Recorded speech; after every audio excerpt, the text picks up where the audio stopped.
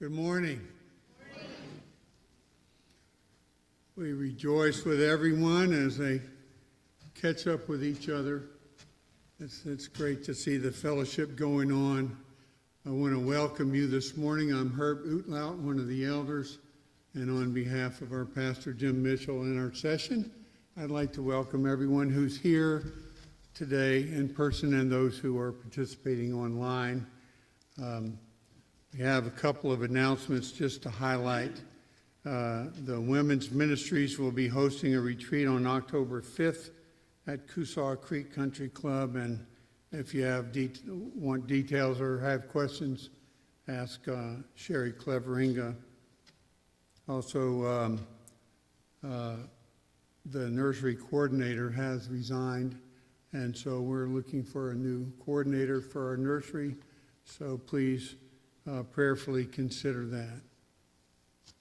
If you would take a few moments to prepare your hearts for worship, there's a preparation for worship verse here in your bulletin from Romans 5:10.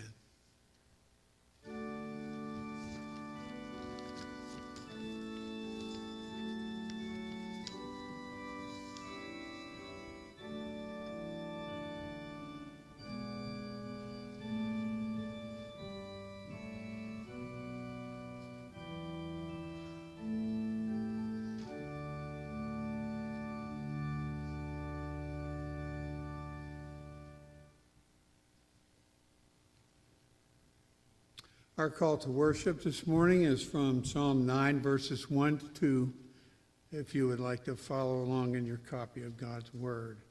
Psalm 9, verses 1 and 2. I will give thanks to the Lord with my whole heart. I will recount all of your wonderful deeds. I will be glad and exult in you. I will sing praise to your name, O Most High. When we come together for worship, we ask the Holy Spirit to be with us and enliven our worship, but we are here not for our entertainment, but to worship our God, who is deserving of our praise. And so let's sing praise to his name with Trinity hymnal number 498, Jesus, What a Friend for Sinners. Please stand.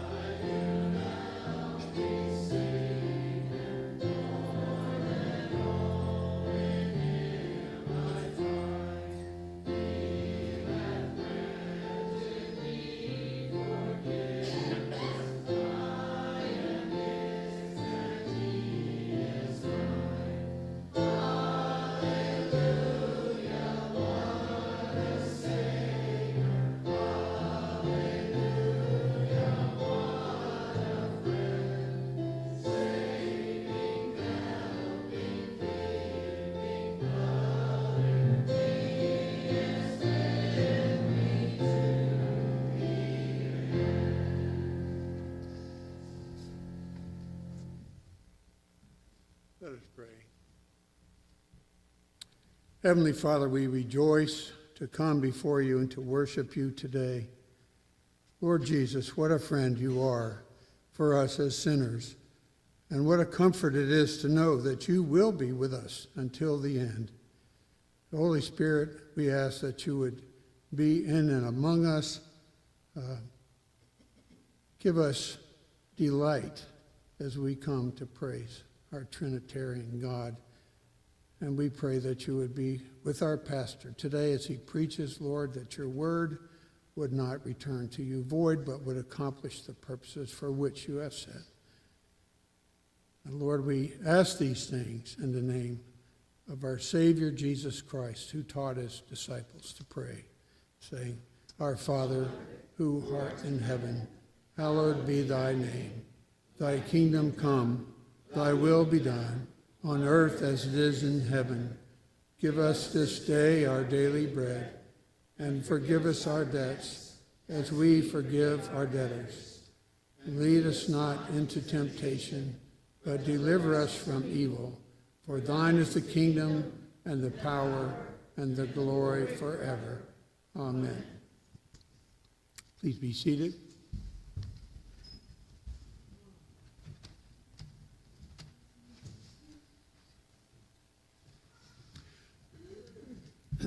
As sinners who come before a holy God, it's important for us to acknowledge that we are sinners, but also that he is a God who forgives.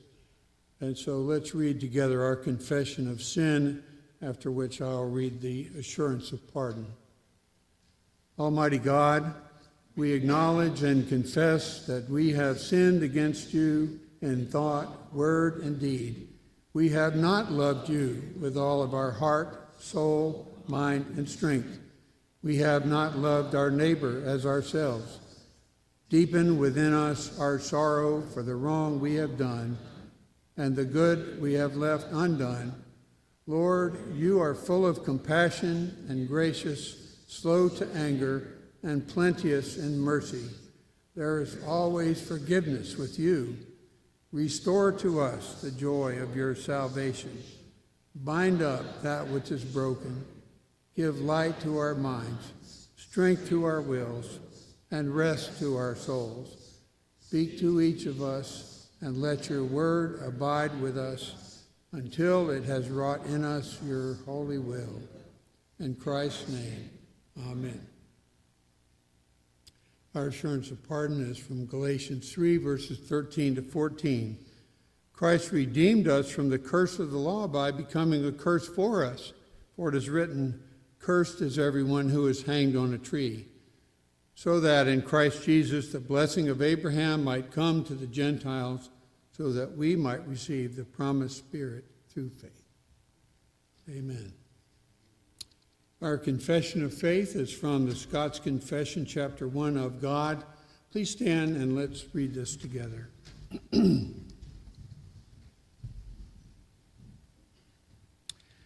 We confess and acknowledge one only God, to whom only we must cleave, whom only we must serve, whom only we must worship, and in whom only we must put our trust, who is eternal, infinite, unmeasurable, incomprehensible, omnipotent, invisible, one in substance, and yet distinct in three persons, the Father, the Son, and the Holy Spirit, by whom we confess and believe all things in heaven and in earth, as well visible as invisible, who have been created, to be retained in their being, and to be ruled and guided by his inscrutable providence, to such end as his eternal wisdom, goodness, and justice has appointed them to the manifestation of his own glory.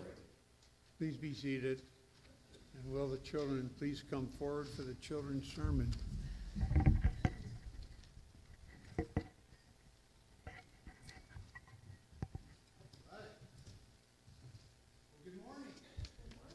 How are you doing? It's been a while. I've been traveling and sick, so I haven't seen you guys in a while. So Do you want to catch me up on what's happened so far in Genesis? Oops, wrong question. How about if I do a quick recap, right?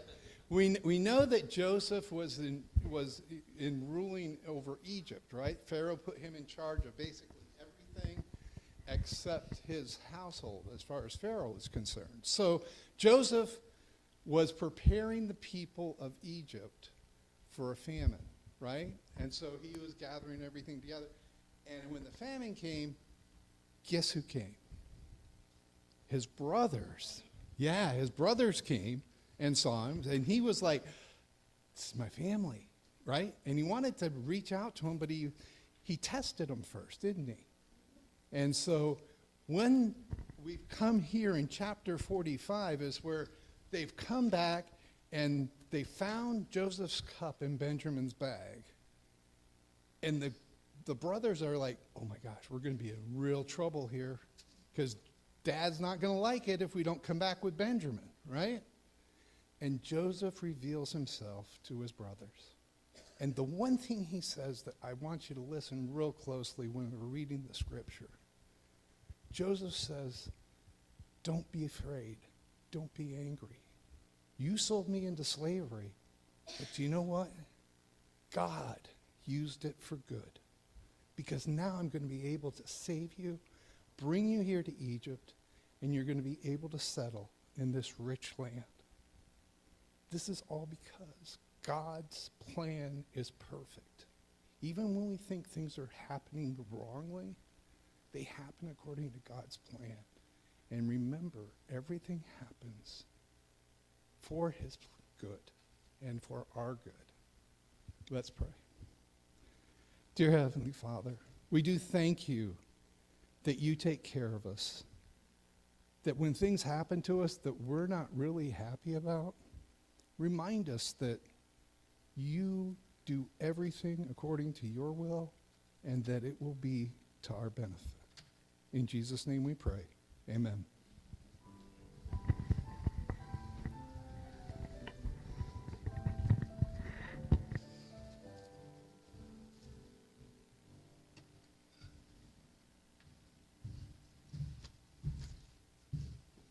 Thank you, Joel. It's good to have you back. You and Elaine. The scripture reading for today is Luke chapter 15.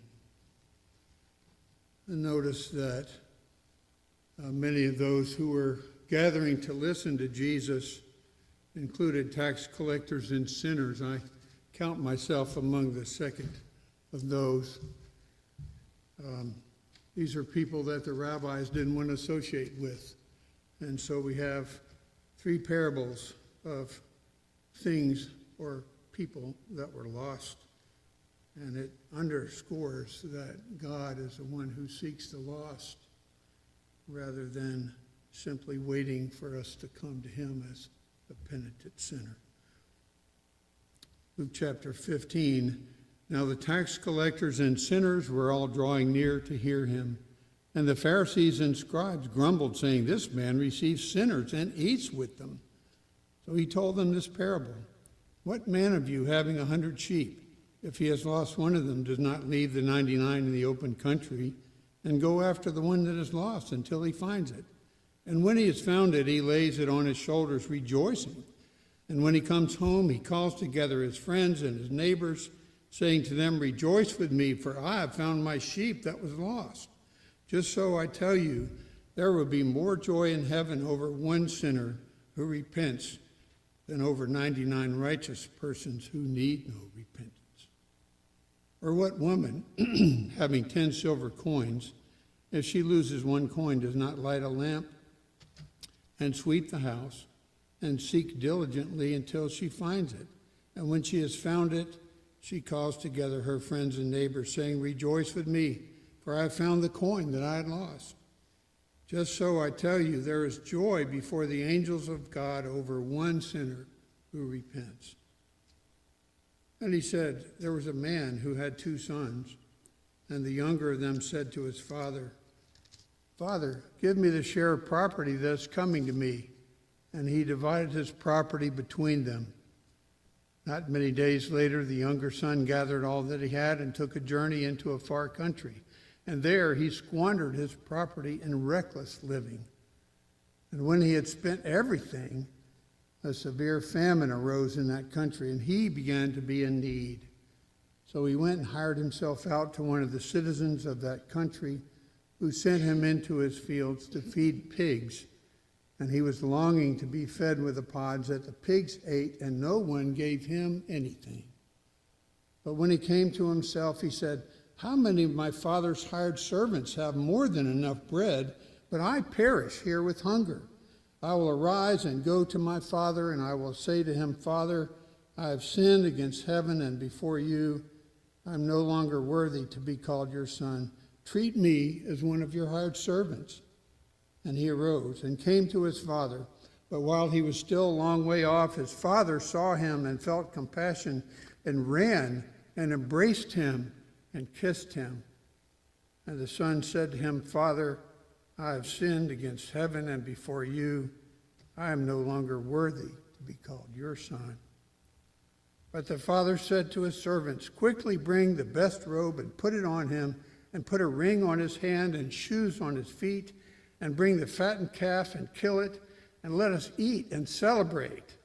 For this my son was dead and is alive again. He was lost and is found.' And they began to celebrate.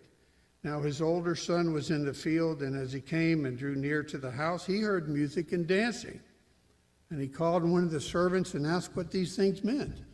And he said to him, 'Your brother has come, and your father has killed the fattened calf, because he has received him back safe and sound.' But he was angry and refused to go in.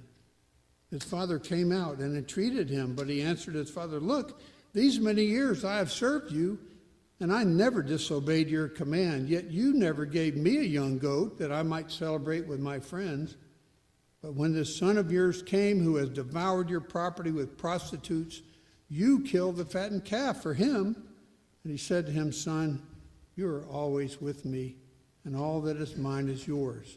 It was fitting to celebrate and be glad. For this your brother was dead and is alive. He was lost and is found.'" Thanks be to God.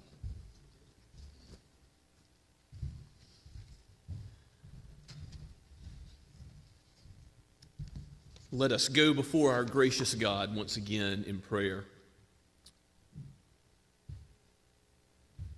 O sovereign heavenly Father, this world is yours. You have created it, and you rule sovereignly in it, and you are directing it to your ultimate purposes, which you have declared as our covenant God. You will be our God, and we will be your people forever, in a new heavens and a new earth, a place where sin will be eradicated. We look forward to that great day where we shall see the light of your presence as you really are.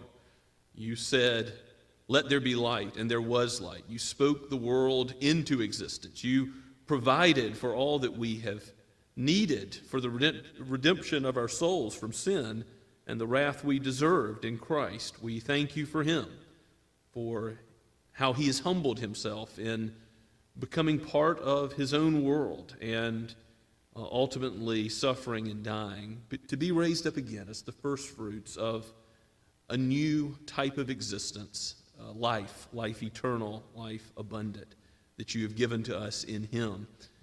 And O life-giving Spirit, we thank you for your work in giving faith and repentance, of raising those who are dead in sin to life. Lord, we need your activity today so that the angels in heaven will rejoice when sinners do repent at your word. And Lord, aid your children. We thank you for this opportunity to call upon you and pray that you would guide us into all truth, that you would use your word to conform us more and more to the image of Christ, make us like him, able to forgive others, even our enemies. We thank you, Father, for how you have placed into our lives both opportunities to glorify you in hardship and in trial, and to be patient during adversity. We also thank you and and praise you for all the abundant blessings that you shower upon us, both material and spiritual. We thank you for life and breath and this day, this congregation. We thank you for the fellowship that we share, for your word. Father, we give you praise that you do sustain us and you give us the grace that we need so that we're able to resist the evil one in every situation, every temptation that comes. As we have already prayed, we ask that you lead us not in temptation, but we know that whatever situations we face in this life, ultimately you will guide us as the good shepherd of the sheep, Lord Jesus, all the way home, and every dark valley that we traverse, you will be with us. And that brings us great comfort to know that your abiding presence is there. You will never leave us nor forsake us. Be with those who have need. We pray, Father, that you would show your presence and give the peace that passes understanding in the gospel, in Christ, to those who have physical needs, those who suffer with persistent pain. Father, of those who are dealing with broken relationships. Lord, give wisdom in the gospel as when harsh words come to us, that we would meet them with a soft answer which turns away wrath. We ask that you would be our fortress and high tower, that we might find refuge in you and in your word, that it would be a lamp to our feet, a light to our path. Father, we give you praise that you are at work building your church, and we know that's true in Somerville. We know that's true here at Scots Kirk. We thank you for our brothers and sisters at Shem Creek. We pray that you would let us see a day where more Associate Reformed Presbyterian churches are planted here in the Low Country. We would long to glorify you in this way. And we thank you, Father, for this denomination and how you have been so good to us in our meeting of General Synod. Keep us, guide us into all faithfulness to your word, neither adding to it nor subtracting from it. We pray for our presbytery, particularly in the weeks and months ahead, that you would aid us to face all challenges with zeal, knowing that they come from your hand, and that you would keep us focused on your glory and what you've called us to do in maintaining your worship, in proclaiming your name to the ends of the earth, to plant churches and to enable the going forth of foreign missionaries to every nation, tongue, and tribe. We ask, Lord, that you would also bless those of other denominations where Christ is preached. How thankful we are for those in the kingdom, whether of any other denomination or our own. We give you praise for those who are upholding your word as infallible and inerrant, and who are proclaiming the gospel of substitutionary atonement. We are so thankful for a Savior who is able to save to the uttermost. This salvation is of you and for those who proclaim it. Lord, continue to build your church, build your kingdom here in Somerville and to the ends of the earth. We pray for our brothers and sisters in Mexico. We think of how we were able to hear from the ongoing work of your Spirit in Mexico recently at our General Synod, and pray, Father, that you would continue to be at work, reopen opportunities to serve alongside our brothers and sisters in Mexico. And we thank you, Father, for what you're doing in Spain. And we ask that you would continue to open up that mission field for you to provide the pastor at the church in Toledo, Spain, that would be able to minister in a bilingual way to those who are there and to the refugees that have come to that area. Lord, we know that you break the bow, you shatter the spear, you burn the chariot with fire. We do ask that you would give peace in our time, that the gospel may go forth to all the nations, that you would remind us to love righteousness and justice and to walk humbly with you, and remind the kings of this earth the same. As you set them up and you bring them down, you cause kingdoms to rise and fall. We do pray for the safety of rulers. We know that there are violent men all around, and we ask that you would preserve life and that you would guide and direct the steps of those who are in office. Lord, we know the elections are in your hands, that the candidates are in your hands. We think of all these things and ask you to be merciful, that you would be a God who judges sin, and yet at the same time, in your wrath, remember mercy towards your covenant people, towards your remnant, those who have not sought after other gods, but have sought to worship you. Lord, we fail, we stumble, we fall, we all need your grace, but we do ask that for your church, you would continue to forgive and sanctify and bless us, even if persecution would come, even if you would see fit that we would suffer that, you would make us faithful, that we would be yours to the very end, that you would keep us from renouncing our love to you, that you have been so faithful to us. Your mercies are new every morning. Your gospel is such that nothing can separate us from the love that you have for us in Christ. So let us, Lord, walk in that truth and be assured of it, and let that be reflected in our relationships, in our marriages, in our homes. Lord, be with those who are raising children, be with those who are single. Father, be with those who are seeking work, be with those who minister in the church, with those who minister with the youth, with the children. Father, with those who are thinking about issues related to safety. Be with our session as we meet this week. Give us wisdom from on high, for you are the source of all wisdom, O God. You rule the hearts of kings. You rule in your church. And so as the great King and head of the church, Lord Jesus, guide us and direct us that we may be shepherds after your own heart. May it be so, to the praise of your glorious grace. For we pray all this in Jesus' name. Amen.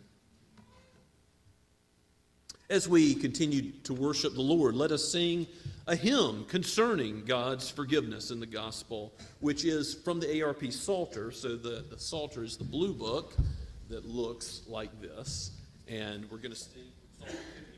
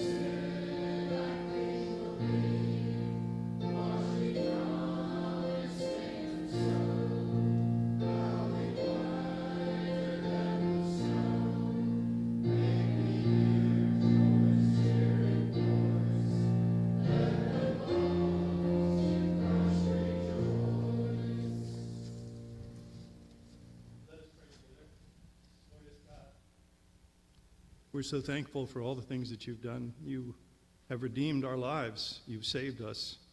We were dead, and now we're alive. Thank you, God. Thank you for this congregation, Lord. Thank you for each of our salvations here today. We pray that we remember all the things that you do for us, and that we, as your people, give to you everything that we are, our hearts, our minds, our souls, everything that we have. Help us as we walk through our week to think of you, to pray for you, pray in your name, to encourage other people as we walk. We give these tithes and offerings now, Lord, as a small token, but we ask, Lord, that you help us to really give full measure of our lives to you. In the name of Christ we pray. Amen. Please be seated.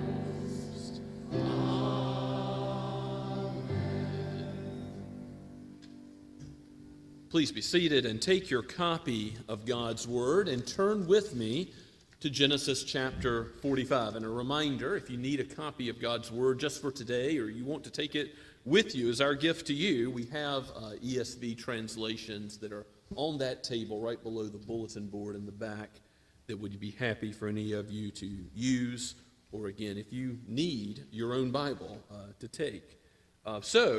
Genesis chapter 45 is a pivotal, climactic scene in the book of Genesis, in the story of the life of Joseph. We have seen, as Elder Reed has recounted for the children, Joseph be sold into slavery by his brothers, and then make his way to Potiphar and serving Potiphar and interpreting dreams for Pharaoh's officials and Pharaoh himself, and ultimately be brought to the position of prime minister in Egypt, where he is able, with foreknowledge of what God's going to do, 7 years of plenty, then 7 years of famine.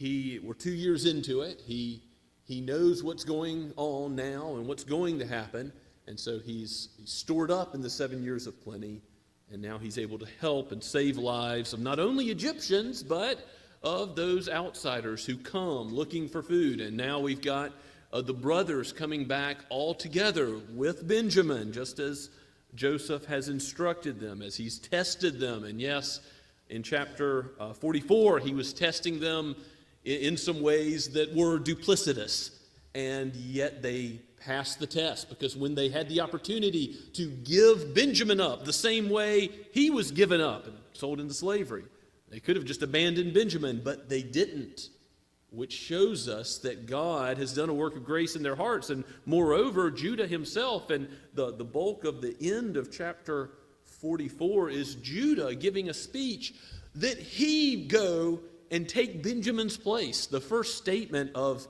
vicarious suffering in the Scripture explicitly. There is the statement in Genesis chapter 3 that God gives the animal skins, surely as Adam and Eve need to be clothed, which implies that vicarious substitutionary nature of the Messiah who is to come. But certainly that's made clear with Judah, as he is a type of Christ. And we see that God has been at work in the heart of Judah and all the brothers, as they're now willing to stand and suffer rather than wrong Benjamin. And here we come to the point where Joseph is going to break down.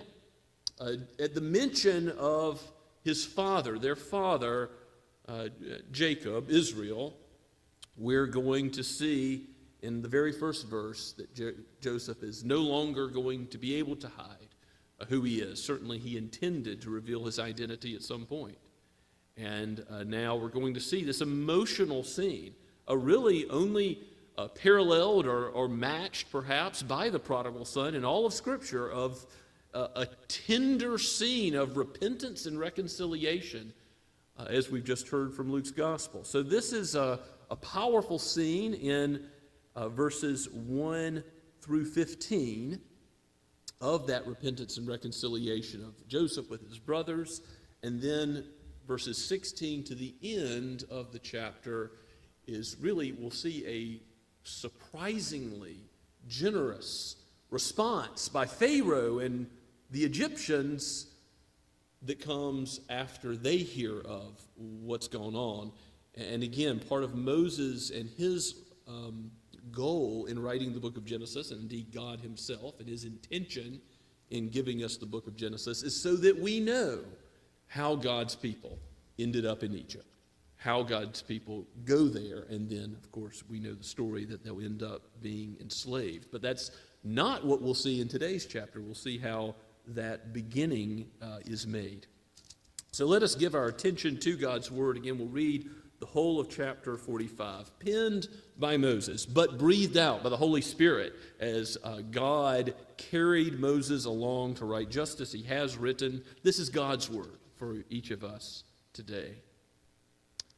Then Joseph could not control himself before all those who stood by him. He cried, "Make everyone go out from me." So no one stayed with him when Joseph made himself known to his brothers.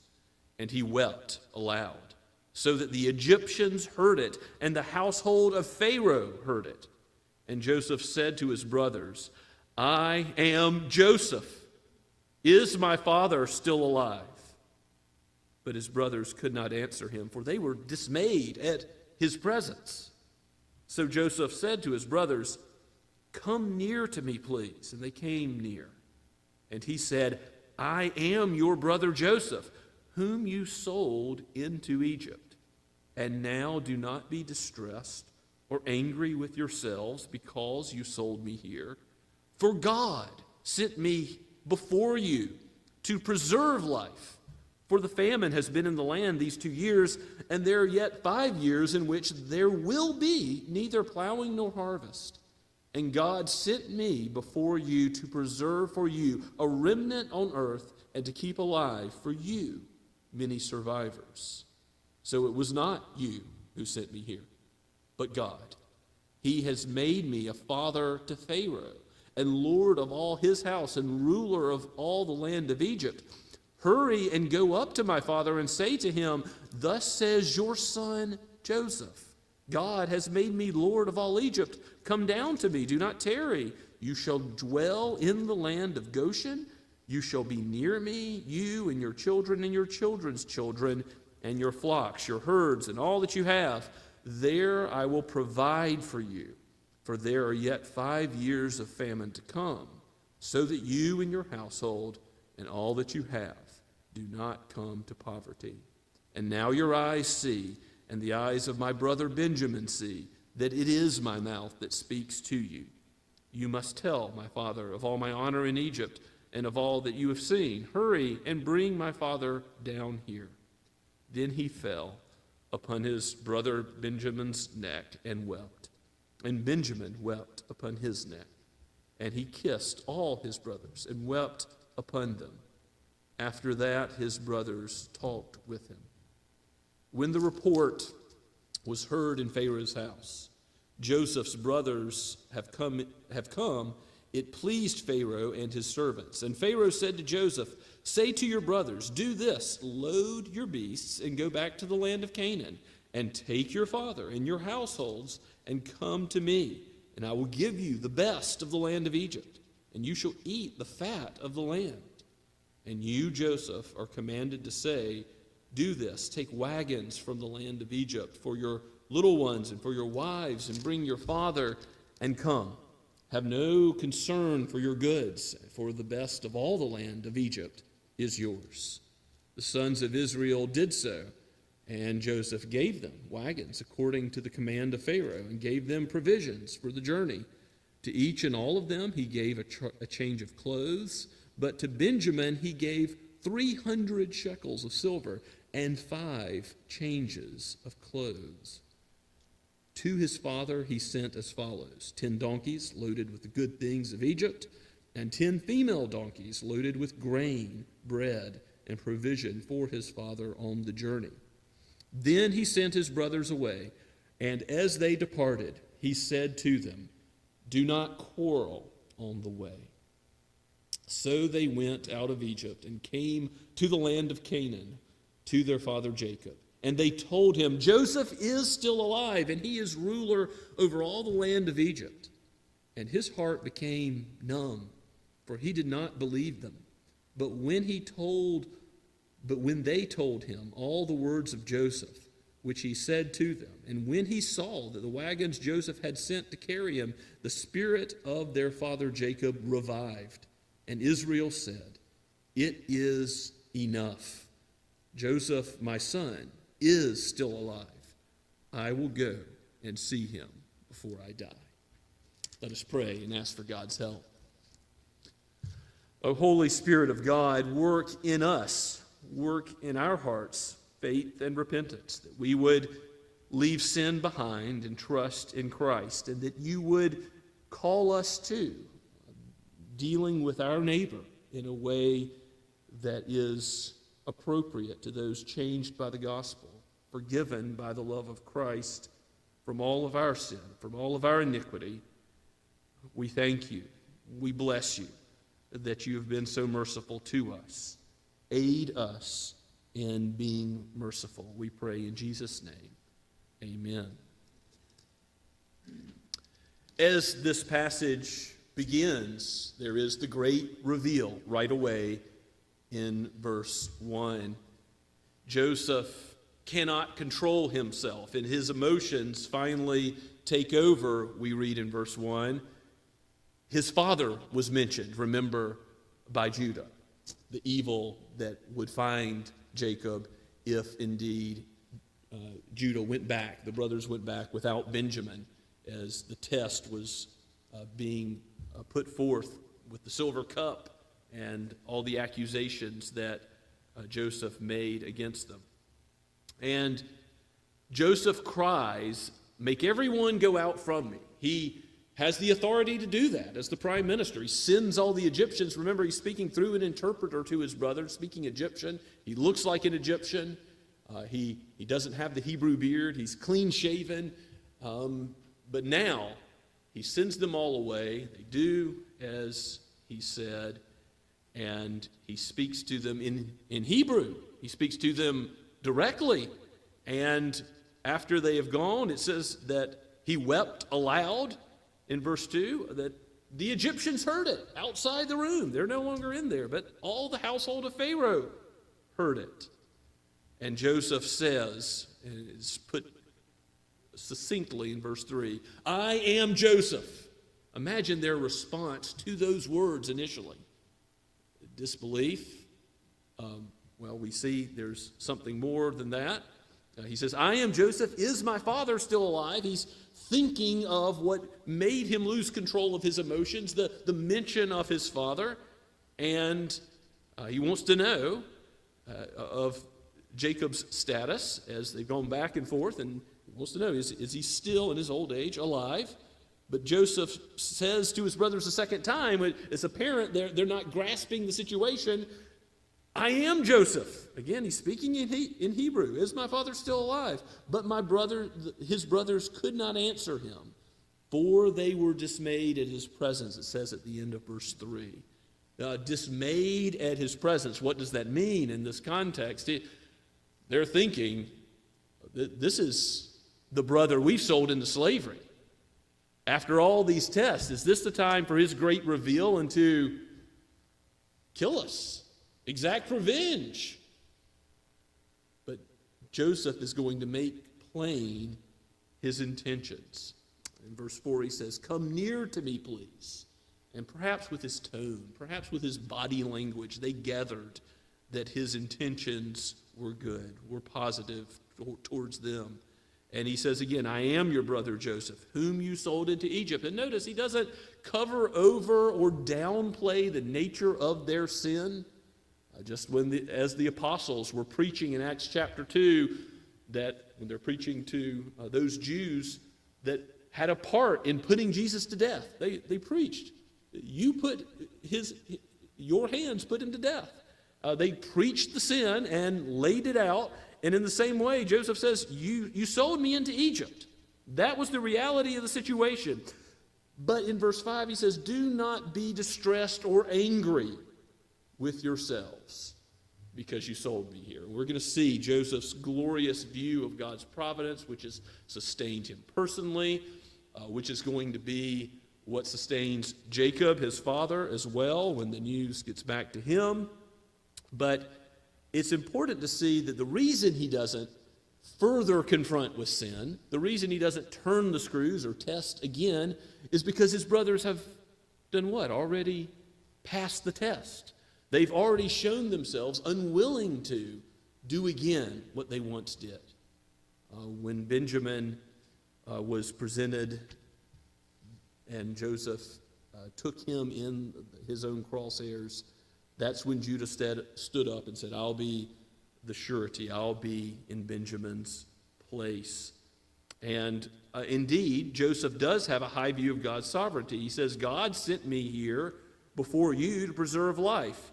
So who ultimately sent Joseph to Egypt? We've seen this all along, that the main actor is God. God working his purposes out through all the actions of the Egyptians, of the brothers. And that's how Joseph is going to see it all at the end in chapter 50. You intended it for evil, but God intended it for good. That dual purpose of it, this comes out in Acts chapter 2 as well. You intended to crucify the Christ, but it was God who sent his son to go just as it was determined, to go to the cross, to die, to be raised again for the salvation of all those for all time who believe in him. The dual causation is really all over this text. You see that in verse 8, Joseph says, it was not you who sent me here, but God. He makes it very plain. What is the ultimate cause? God. What is the proximate cause? The brothers and their actions who sold him into slavery. So both are true. The brothers had free choices that they made, but God ultimately brought all this about. And he knows, Joseph is confident in the prophecy that he has already given, that there have been 7 years of good and there are already 2 years of famine, and yet 5 years for which the famine is going to continue, verse 6 says. He's confident that this is true because God has proclaimed it. And he says in verse 7, God has sent me before you to preserve a remnant on earth.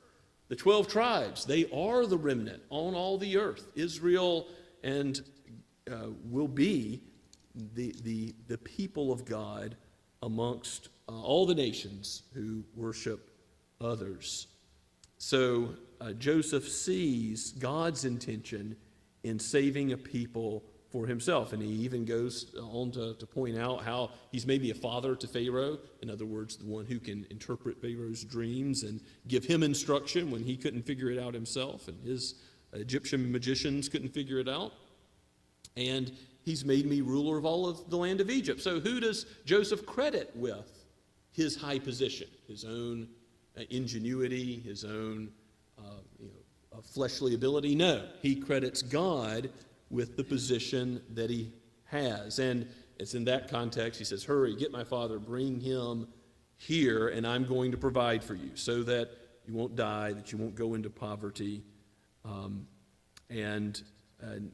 They're going to be able to say, yes, we saw Joseph with our own eyes. We heard him speak. They're going to have this testimony all together as they go back to Jacob. And again, you see the moving, tender nature of the scene in verses 14 and 15, where Joseph falls upon Benjamin's neck. Now, would a ruler in Egypt do this sort of thing? Not at all. He shows his affection in a emotional Hebrew way, frankly, in weeping upon the neck of Benjamin, and Benjamin weeps with him. Benjamin's his full brother, remember. And he's already given Benjamin a special highlight in the feast that's been celebrated. And we're going to see he gives more clothing to Benjamin in our text today as he provides with all the luxuries of Egypt, gives Benjamin 5 changes of clothes. Remember, all this came about due to a dispute over, did Joseph really deserve the clothing that he had, the cloak of many colors? No, the brothers were jealous of that, his special treatment. They come out of this thinking, we don't deserve any special treatment at all. If Joseph has the prerogative, the right to give to Benjamin something extra, they make no grumbling or complaint about it. So Benjamin weeps with Joseph, Joseph weeps with him, and then it's apparent that Joseph sees in all of his brothers that repentance for what they've formerly done, that he's been frank about, that he has confronted them with, that he's tested them with, quite frankly, and now they see that he kisses them, they kiss him. There is reconciliation. There is this wonderful scene of, like the prodigal son, a repentance that makes the angels in heaven rejoice, and then gives reconciliation, at a right relationship. If you look at Matthew 18, you see that you do have to confront your brother with sin in the process that Jesus outlines. You tell your brother his fault so that there's miscommunication that irons it out, or so your brother sees it and he says, "Oh, I needed this rebuke." And if he doesn't see it, you go with 1 or 2 others. You eventually tell the church. But ultimately, if you're holding something against your brother that love can't cover, that's the way Jesus says you must do it in the remnant, in the kingdom of Christ, in the church. And it's this brotherly love that Joseph has applied to his brothers. But the reason he's not further confronting them is they are repentant, and it's then time for reconciliation. As you go further down in Matthew 18, Jesus tells the parable, the unforgiving servant. And Peter asks, "How many times do I forgive my brother if he keeps wronging me again and again?" 7 times? 7 times 7, Jesus says. Ultimately, there is no end to that forgiveness we're called to give to our brother when they say, "I repent." And they ask for forgiveness again. So you see, Joseph is at the point where his brothers are saying, "I repent."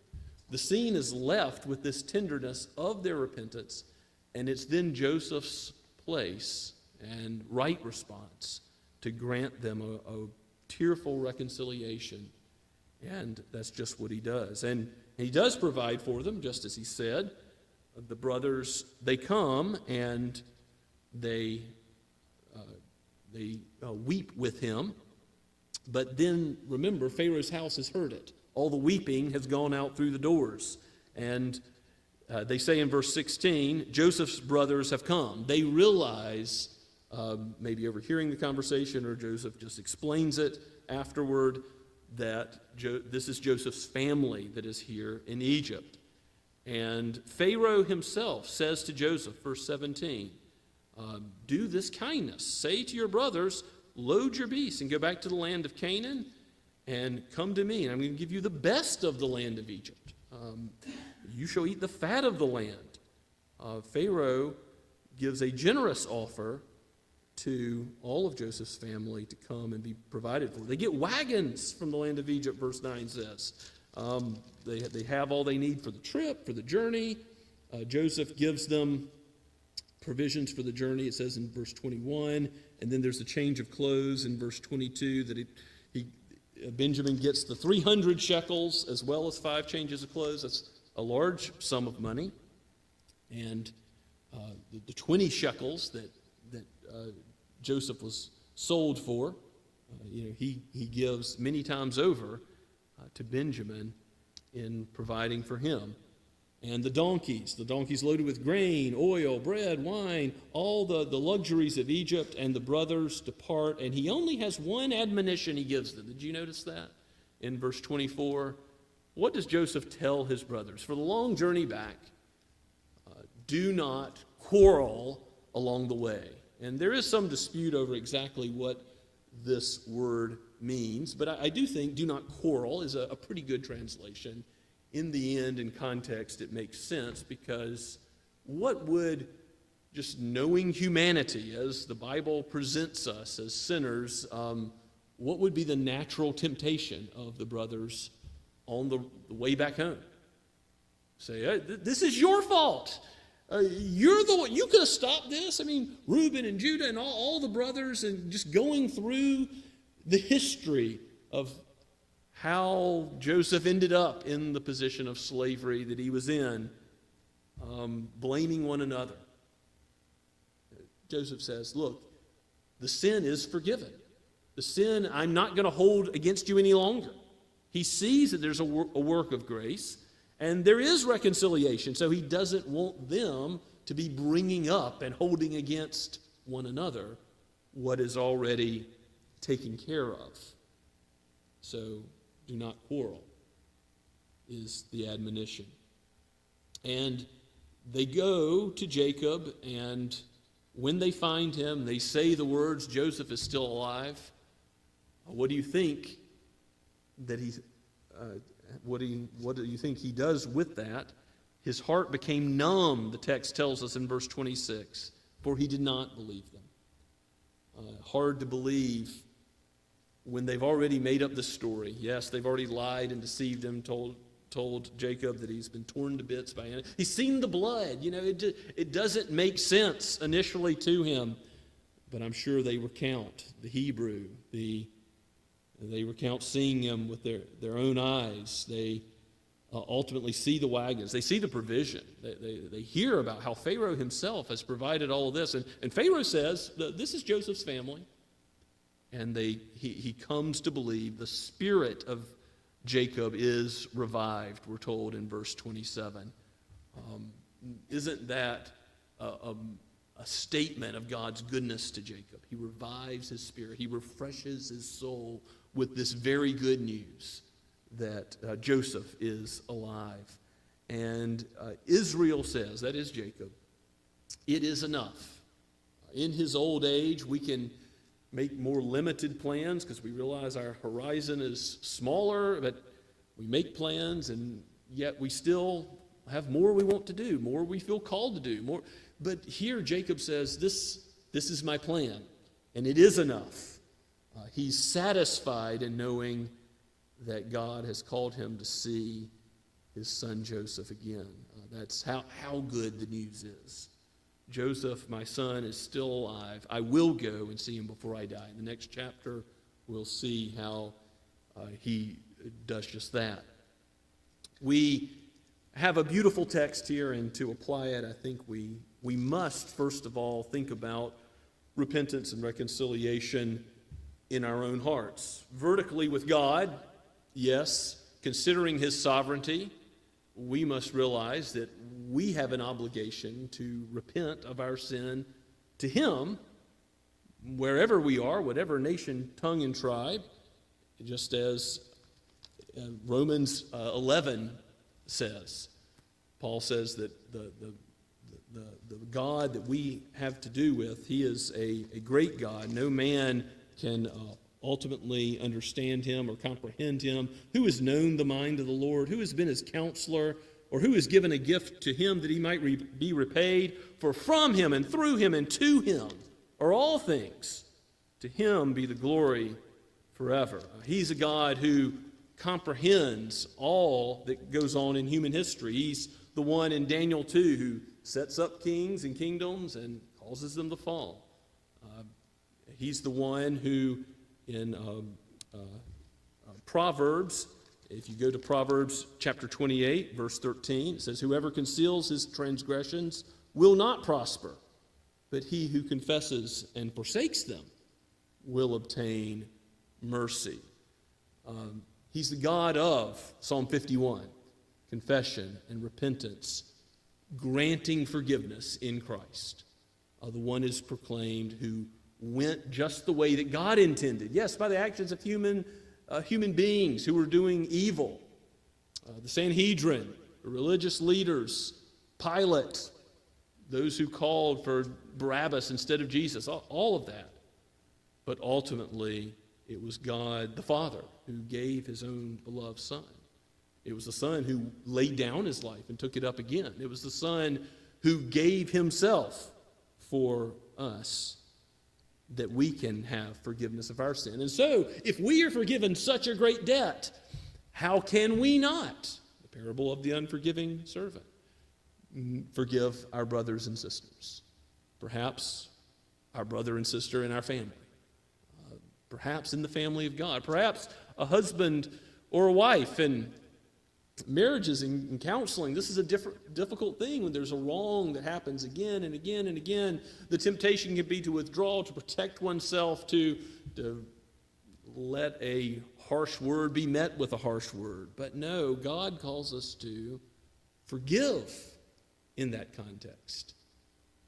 And then, if the Lord would call us to be faithful in those contexts, how would he have us deal with our enemies? Jesus says that we should do what he did, to say, Father, forgive them. They know not what they do. That's just what God did in forgiving those who put Jesus to death.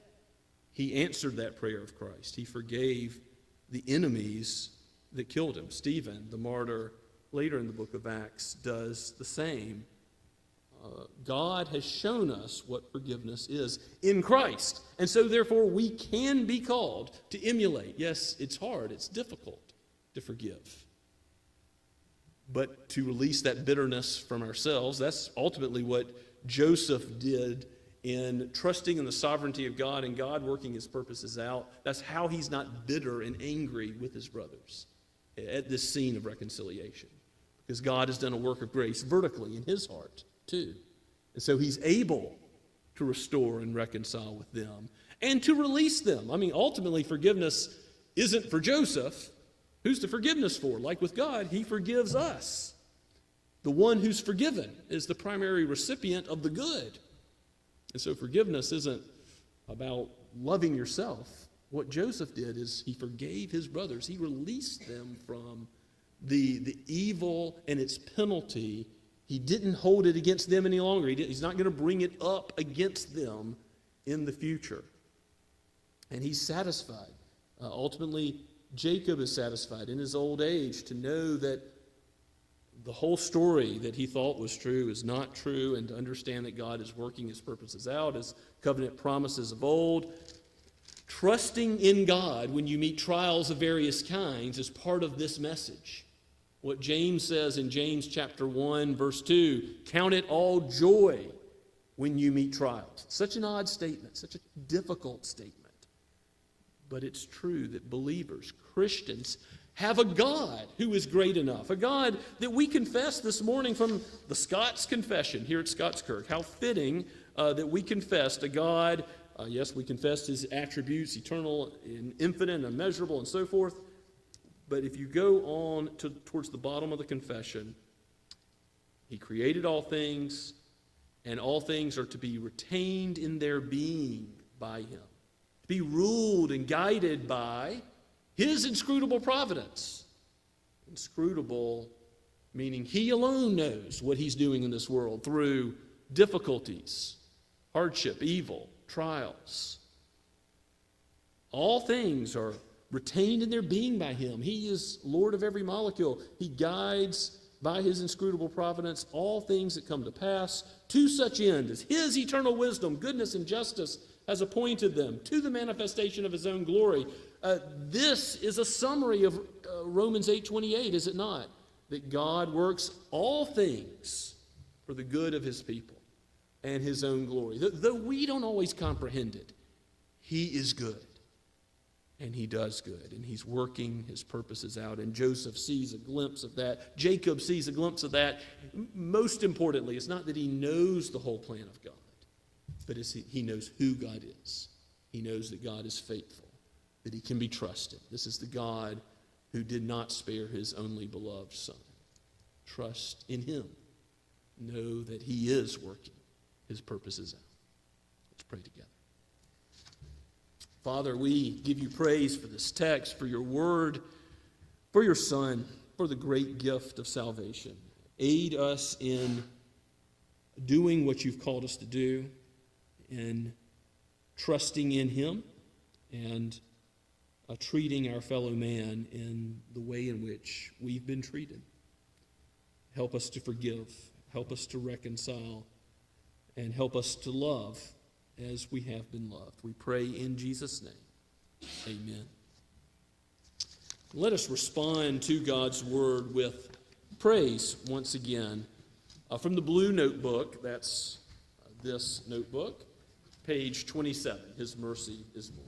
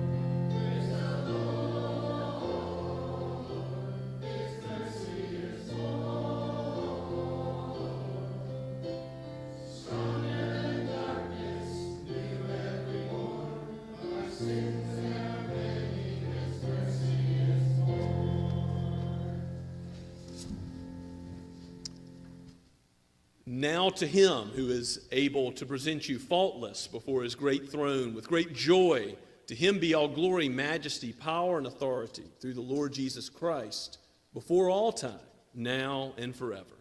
Amen and amen.